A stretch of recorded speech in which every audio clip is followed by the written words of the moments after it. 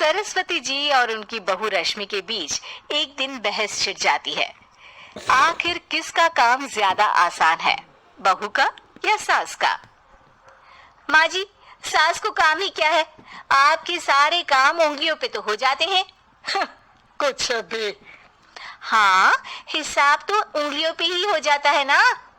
अरे बेटा, ऐसा सिर्फ अभी लगता है, जो मुझे करना पड़ता है ना, वो तुझे करना पड़े तो समझ आएगा कि असली काम का पहाड़ कैसा होता है। ठीले बराबर वजन भी नहीं है आपके काम में, हर बात पहाड़ों के वजन की कर रही हैं आप। तू ऐसा करती ही क्या है घर में बेटा, ये तो बता मुझे। मैं थोड़ी ना कुछ करती हूँ, सब जादू से हो रहा है इस घर में। अरे एक दिन मेरा काम करोगी तो समझ आएगा। चाय वाय बनाऊंगा नहीं बनाऊं। Okay, shut up. कल से मैं घर के काम करूंगी और तू मेरी जगह हर चीज का हिसाब रखना, ठीक है? ठीक है, ये भी कर लेते हैं। ये सास बहू की डील के बारे में रश्मि के पति अमन को नहीं पता था और न ही अमन के पिताजी सुरेश जी को। पर गेहूं के साथ साथ जैसे घुन भी पिस जाता है, ये दोनों भी पीसने वाले थे। सुबह अमन उठकर रेडी होता है ऑफिस जाने के लिए, तो पता है उसके कपड़े नहीं निकले हुए हैं। अरे रश्मि, मैं तो गंजी मान चला। अपनी माँ से पूछो ना, उन्हीं का काम है ये। अमन अपनी माँ के पास जाता है। अब मेरे कपड़े आज आप देने वाले हो क्या माँ?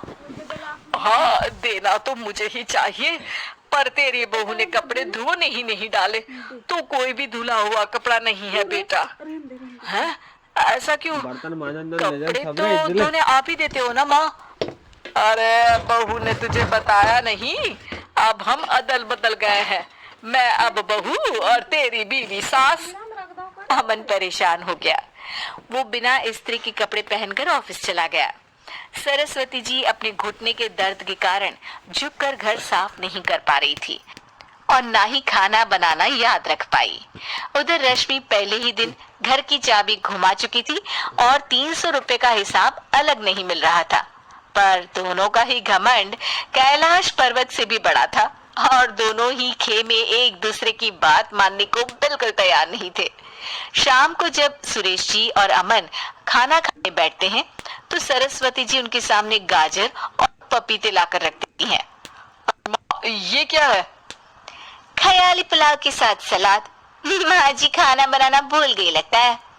अरे एक एक चमन्नी का हिसाब है मेरे पास, खाना बनाना कैसे भूल जाऊंगी?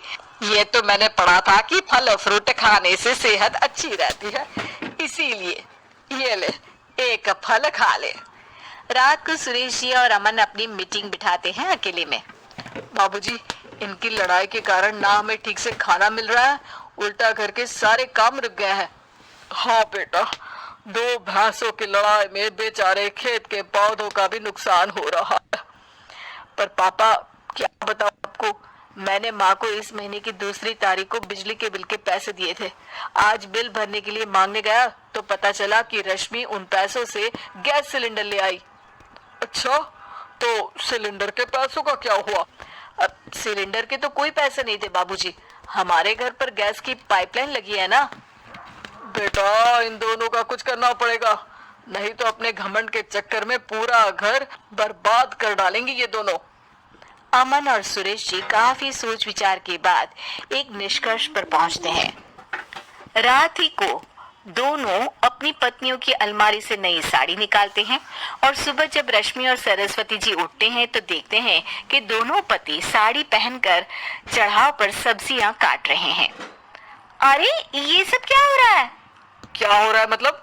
आप दोनों अदल बदल हो सकते हो तो हम क्यों नहीं? अरे क्या मतलब? नहीं नहीं, मेरी भी बचपन से किसी की बहू बनने की इच्छा थी, तो आज से सरस्वती तुम बड़ी बहू, मैं मिडल बहू, अमन छोटी बहू।